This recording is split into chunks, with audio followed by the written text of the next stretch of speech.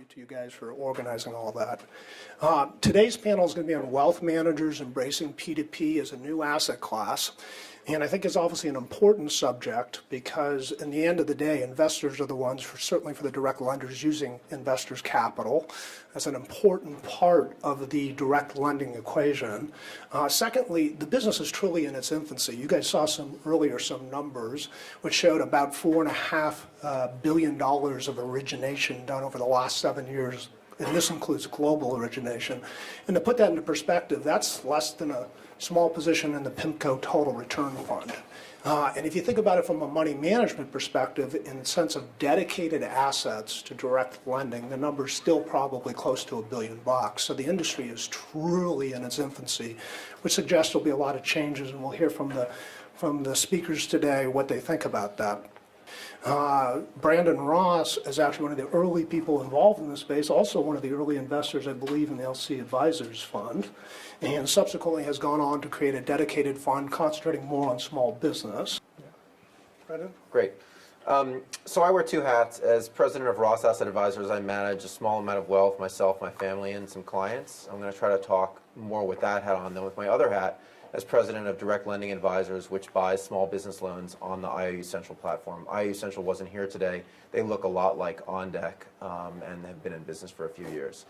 So I don't tend to think of this space as being peer-to-peer lending. I think of it as being private debt 2.0, meaning it's more transparent and it's more efficient, but it's private debt. It's contractual, self-liquidating cash flow, and that's what I like. And on the wealth management side, I have taken a lot of assets out of the equity markets and out of the bond markets and put them into the kind of contractual, self-liquidating short-term cash flow that is private debt. So when you're trying to work with clients and help them understand why this is a good idea, you have to have a story. For me, the story is really Renault's slide that shows that interest rates have fallen and rates charged on private debt. His slide showed credit card rates have not changed. So whether that's because of red tape and regulation, whatever it is about fractional reserve banking that has prevented the banks from forcing the rates down in these products, that's the story, right? We can charge a lot for this stuff.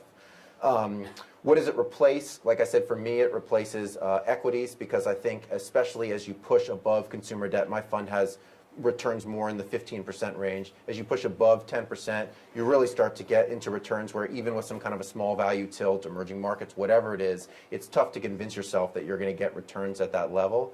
Especially in IRA accounts. I think it works beautifully in tax-protected vehicles. And also, of course, with the rising, with the possibility of a rising rate environment and the fear of inflation, I think it works well to protect, to fit against fixed income. The interesting thing about private debt is it's not really, it doesn't exist in the asset management marketplace. Like, I took a survey on fund administrators. Opus is my fund administrator, and I took a survey for them. And I was meant to choose what kind of hedge fund I was, and there wasn't private debt. It wasn't even an option. So it's sort of the double duty for wealth managers to both explain what private debt is and then convince people that they should have it. The next question, I think, is sort of how do you do due diligence on this new thing? And I think that's where the transparency helps. For the most part, these funds are almost completely transparent. In mine, you can actually see what's in the fund. You can do the same thing or understand what's in the fund when you look at lending club funds.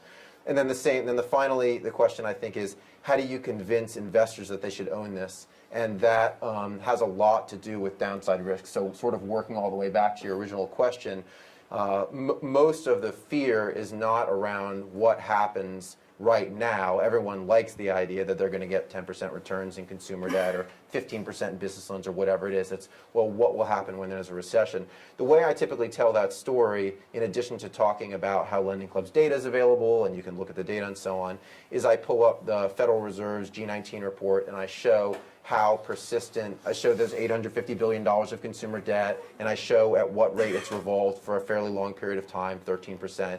And then I pull up another report on the Federal Reserve website which has the default rates. It's the non-seasonally adjusted charge-offs for all banks. And what you can see there quite clearly is that charge-offs peaked, sort of post-recession charge-off peaked in Q2 2010 for banks at something like 10.97%. So this is a kind of a worst-case scenario in which the gross rate minus the charge-offs rate was still positive, and that tends to settle a lot of people's nerves. Well, and let's carry this down a little further. So one of the things we've seen, certainly in the money management industry, is that disintermediation process. ETFs are a good example of how people are deciding they're just going to index or replace money managers. So specifically to a return asset that's 9%, 10%, 11%, how does the wealth manager fit into that? What is the value add that they bring that justifies their fee schedule associated with it? And is that a better way for an investor to proceed, or is it better to go directly, even if it's a captive LC advisors, just directly to a platform? And how would each of you see that? Well, speaking for ourselves, I think if you're going to participate in the asset class at scale, you really need an infrastructure to do so. And frankly, we don't have it. I think you would need someone like Brendan's group to do that. I mean, if you're on the platform and you're buying in accordance with your own acquisition criteria, you have to know what you're doing, and you have to have support. And most people are not going to be able to do that. And even ourselves, we're a fairly large market participant. We're in the Lending Club Advisors Funds. And I think for most retail investors, it makes sense for them to be in the hands of someone like Brendan, as opposed to trying to figure out how to do it themselves. Yeah. Well, so the answer for me on the fund side is that because my loans are not fractionalized, it generally makes sense for even fairly large investors to end up in the fund. With respect to wealth management and what I do with clients when I'm trying to get them exposure to consumer debt, I generally always recommend funds. And the reason is not because I'm not sophisticated enough to use Nickel Steamroller or one of the other pieces of software to automate the purchase of loans and actually have low cash drag, buy good loans, and so on. It's really because the funds do a lot of things. One of the things that people sometimes forget the funds do is because they can adopt mark to market, the funds are able to net short-term capital losses and interest income, and that's actually something of real value. So trying to have a separately managed account as an individual investor can be difficult unless you want to end up with short-term capital losses at the end of the year that you need to do something with. So for me, because I don't generally have a lot of client assets in equities, I don't really need short-term capital losses, and the funds make a lot of sense for that reason, and then also for the other reasons. I think one thing that has to develop in the market, and I think it's important to appreciate that the market is truly in its infancy. We're 3, 4, 5 years into it. What has to happen is you have to have the ability to trade the assets. We have to have the ability to go short this asset class, and market participants have to be able to express views as to whether to buy, hold, or go short these asset classes. Then we'll have to look at what the market yields look like relative to the underwriting yields. And I look forward to the day when the market platform operators have to look at the variance between how they're pricing debt on the platform and how the market's pricing it. It'll converge. And I think those are good points. I mean, we certainly highlight, you hear a lot about the principal versus agency that Howard was talking about. And certainly what you're talking about is a very hot topic for a lot of people, which relates to how do you price these assets? What happens is the portfolios tend to be new, particularly as you're adding capital. They're not seasoned. Understanding the underlying true return of the portfolio is hard to estimate. Any sense of actual market-based pricing is completely missing at this point. And in terms of that, and when I say it's completely, I should say it's not easily available to people. I mean, how do you guys see the pricing aspect? And for the other issue would be the custody-related issues associated with where the platforms originate and the assets actually sit. Because operational concerns are obviously a major forefront for a lot of people who invest money in any asset class. So specifically to pricing, custody, how do you guys see those issues in terms of your fund or your experience? If this is just debt, then it only has two characteristics that are associated with its pricing, which is the duration and duration risk and the credit risk. And I think a lot of the questions I get are, well, why is there so much yield here? And I think part of the reason why there's a lot of yield right now, and I don't know whether this will go away or not, but part of the reason why there's a lot of yield right now is because it's all just small potatoes. And we don't have huge buckets of money flooding in, because what would they flood into? Are they going to, is a large institutional investor with a 5 or 10% cap on its ability to own a single fund going to participate in a $100 million fund? Maybe, but a lot of much bigger investors than that, can't even enter. So I think it will be interesting to see, as larger buckets of money are actually able to enter this industry, whether it then moves the needle. And I think the countervailing force to that is, well, there's $850 billion worth of credit card debt, and this looks a lot like balance transfers into amortizing loans, and therefore the outsized returns could last a really long time. Okay, to you, Brendan and Howard, specifically in terms of customers that you're talking to, what are their biggest objections, and what are the ones do you think are real in terms of what they're thinking about in allocating capital to the space?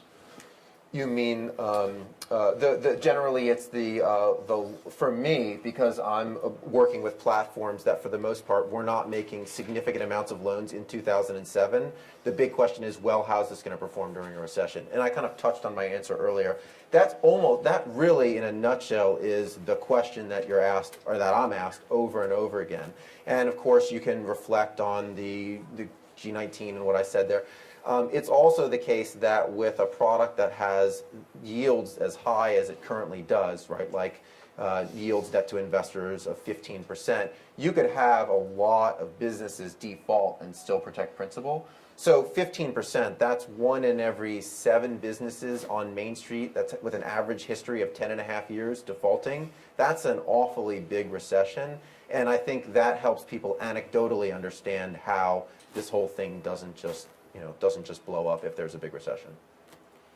From a wealth management perspective, a lot of what I'm looking for is underwriter diversification. So when I think about how much of someone's money I can put into this asset class, I'm really thinking of that, and then also how much can I put at Lending Club? How much can I put at Prosper? Every time there's a new underwriter, and there were stages full of them, it gets me excited about the fact that I have somebody else's equation that I can learn, come to trust, and then develop a fund around. So, of course, my fund aggregates small business lenders that mainly do daily repayments, but others will exist that will aggregate different types of underwriters. And I think that's what's exciting, because what happens is you get client pressure because of the results to put more and more and more in Lending Club and Prosper. And there need to be other outlets for that. And I think that is what's evolving pretty quickly. And there's a lot of good, still small and growing private debt managers that will help get those assets into these underwriters. Okay, well, why don't we open up for questions? And we've got a number of questions. All right, why don't we start in the far corner over there? How do you guys charge fees? How do you justify it to the client? And especially given what Howard said, that it's sort of a cash alternative, can you then turn around and charge fees on it? So the question relates to how do they charge fees and how do they justify their fee level? I run a 1 in 10 fund in the direct lending fund, and I generally feel like that has felt like it's worked out. I didn't come up with that. Colchis is a fund that I've used. I've used most of the funds in this space. I've used Howard's fund, but that fee structure has seemed to have been one that people are willing to resonate with. It's sort of half of private equity. And one of the ways that I explain it is not that it's so much less than private equity, but that typically the underwriter takes a fee. So it's almost like you have two partners in the ability of creating something investable, and people seem to be satisfied with it. Honestly, how many other ways are there to get 10% or 15% returns? I mean, arguably, then why not 1.5 and 15 or 2 and 20? Is there a market rate yet? It seems as if 1 in 10, now Howard's fees are different and he can speak to that, but it seems as if ultimately the way the pie really gets divided, right, is in my fund, it's approximately 18% or 17.5% gross yield. That's net of defaults, 1% for expenses, 1 in 10 is around 2.5%, and then the rest is for investors. So investors are getting 15, the fund manager is getting 2.5. I don't know. It remains to be seen. I've thought about increasing my fee structure when I go to Europe or whatever it might be, but I think for whatever reason people have felt, and maybe it's just that kind of innate fairness in an industry that's sort of frontier and feels like we're trying to be good guys all around, but it's felt like the fee structure can be softer and we can be okay with that. Okay, so some hands right here. Question for Brendan about why the focus on business lending. The question was why the focus on business lending? Because I believe that it is. So Noah was here talking about how what he's doing is creating a completely new credit for people who were not able to get their credit, as opposed to on the consumer side where it exists. I think part of the reason why the yields on the consumer side are a little lower is because it looks, like I said, like kind of balance transfers into amortizing loans. On the businesses, they're just willing to pay, creditworthy businesses are just willing to pay astonishing amounts of money. And to me, it felt like that was where the absolute most money could be made with the shortest duration. So, 12 months or less, and just incredibly high rates and low defaults. Other questions right here? Yeah. Question for Brendan. Other than security selection and diversification, how are you guys hedging credit risk in your funds? So we're not yet, but we think what will come with size is the ability to both provide traditional structured product to be able to provide some kind of principal enhancement to those investors that want to take less capital risk. We also think that long-term there'll be insurance protection that you'll be able to buy to again, ensure capital preservation for those institutions that are willing to trade current income for capital preservation. I think both of those will come as the asset class grows. I mean, this may come off as unsophisticated, but I don't have really any intention to address that. I think the yields are strong, and to the extent that the risks aren't well understood, as I said anecdotally, the world would have to be a very different place for principal to be invaded, in a fund like mine or in any fund that does private debt right now. Question right over here. Yes, I've actually asked this question of a few people. Out in the hallway and in one of the workshops, but when do you guys foresee perhaps a 40 Act or mutual fund structure entering the market, and if so, how would it be structured? Yeah. It is an interesting question. One possibility is with the interval fund, which for those that aren't familiar is a kind of a closed-end fund that caps redemptions and makes them available on a quarterly basis to people who schedule in advance. So that would fit well, and I do know someone that's thinking about that for this space. I think it's difficult in the absence of the liquidity, that you were talking about, to envision just a completely straightforward fund that could have a run on it. That's a bit challenging right now. It is challenging. In addition to that, there's some security rules that define them as similar securities. You have concentration risks that they won't allow you to even create the fund with. In addition, pricing is a critical element to it, and of course, liquidity is also. So I'm sure they're going to figure a way to solve for that, but it's not going to be immediate. Yeah, I don't even know if it's necessary from the standpoint of the amount of capital, the amount of loans that are available to buy are just so small that that amount of loans can be purchased easily by institutions and family offices. So we're not running out of supply yet to the point where it needs to be where all those things need to be solved.